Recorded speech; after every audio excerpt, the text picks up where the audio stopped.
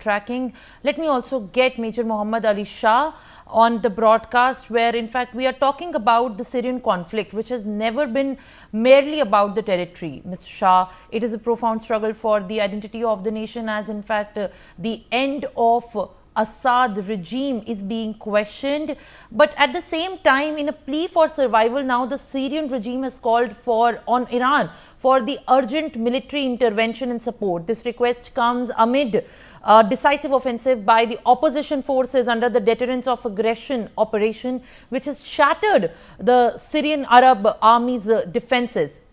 How do you view this? And in fact, at this given point of time, Assad has relied on foreign intervention to remain in power, and now this the tide of the battle turns up. He turns once more to his closest ally as well.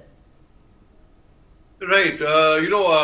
Simran, the fact is, yes, they are looking up to Iran for support, and even Hezbollah, they're looking up to Hezbollah for support as well, and which is directly or indirectly in a way supporting them, most certainly the government. Now the rebels they have said, they have made a claimer yesterday that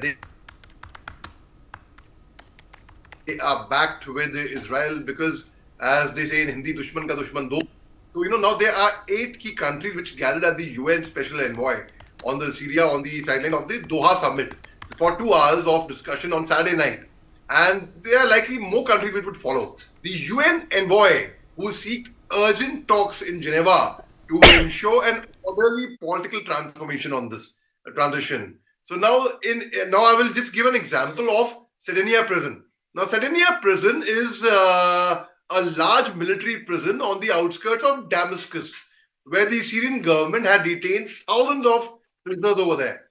Now when that happened, they released those thousands of prisoners, and they quoted these words: "We celebrate with the Syrian people the news of freeing our prisoners and releasing their chains and announcing the end of the era of injustice in Sardinia prison." Now this kind of is going to be a really there's going to be bloodbath thereafter, I think. And like what happened, the rapidly developing events, they have shaken the region. Now Lebanon said it was closing its land borders crossing the Syria, except for one that linked Beirut with Damascus.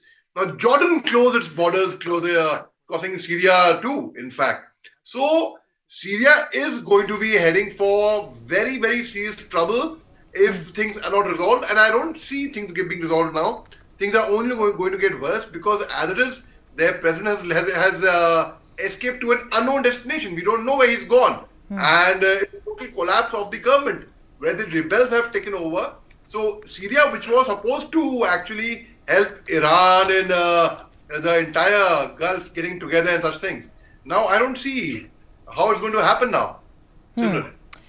Of course, as you are saying that you don't see how the things unfold in the hours to come.